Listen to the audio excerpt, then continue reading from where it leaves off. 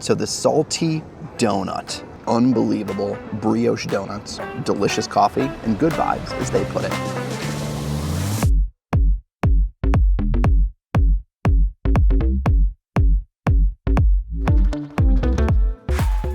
Started back in 2014 down in Miami, Florida as a school project at the University of Miami.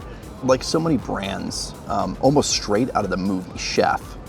I tweeted a picture on your account, then geotagged it. Look.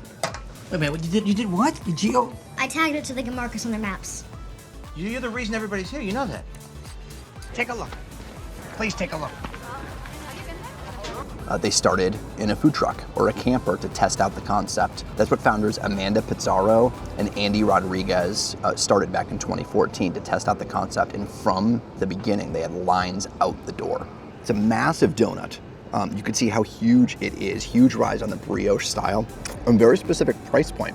More than $5 a donut, which puts it in a different category. Now, they opened out of the gate with lines out the door at their food truck, but we're sitting here in 2025 with well over 20 locations and expansion growing throughout the US. They're not even staying local. Started in Florida, grew in the Southeast, and are now as far west as Denver with over 20 locations. I came to the opening here down in Ballantyne in Charlotte with my kids, and same story, lines out the door, hour wait to get in. They're following a lot of the same trends. It's food truck to brick and mortar to grow, and a huge Instagram following, followed by beautifully designed restaurants and limited time offers to keep guests coming back and in. Now, the trick becomes, how do you get these guests to keep coming back in again and again? It's almost table stakes to have delicious food, which the Salty definitely has. And it's almost table stakes to have a beautifully designed restaurant, which the Salty also has. Shout out Chance Nathanson and North Street Supply, who did some of the work on the interior and gave us the tip that they were opening today. The trick now is, how do you get guests to keep coming back in and become addicted to your brand? And as Taffer put it, that's all about getting them to come back 3 times. If somebody goes to a restaurant for the first time and has a flawless experience, the statistical likelihood of them doing a second visit is about 40%. They come back a second time and have a flawless experience. The statistical likelihood of a third visit is still about 42%. The third time they come, the statistical likelihood of a fourth visit is over 70%. So you got to market to 3 visits, not 1.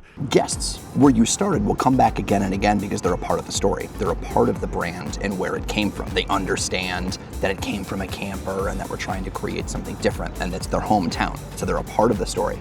But when you get out of state and you go to a few different places, you're having to show them what makes your brand special to get them to keep coming back again and again.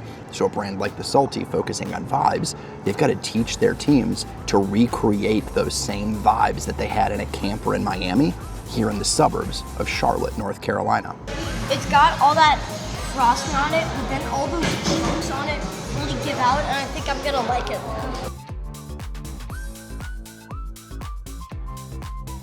The second area, though, beyond just getting guests to come back multiple times and become addicted to your brand, and it's something that I think the Salty also has to think about, in that they're selling a $5 donut. And here in the suburbs, a $5 donut is a change in consumer behavior. So you're not just training your teams to get guests to come back again and again.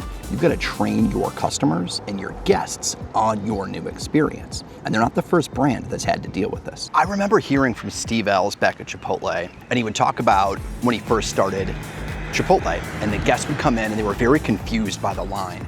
And he had to literally chase guests down the block and bring them back into the restaurant to teach them how his concept worked. And I think with a lot of these new brands, they're gonna face a similar challenge.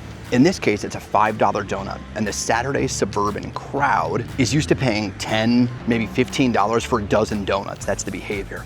Well, a dozen donuts here cost $60+. I think what they're trying to do is to replicate more what a French patisserie is, or a bakery where you're selling $5 croissants or $5 desserts. And that's a very different crowd than a dozen donuts on a Saturday morning. So from a training perspective, they've got to focus not just on training their teams to get guests to come back, but training their teams to teach consumers about what this brand is and the value of a $5 donut. So that's the Salty from a camper in Miami to 20 locations across the US in 10 years, beautiful brioche buns, delicious coffee, and great vibes. What's the verdict?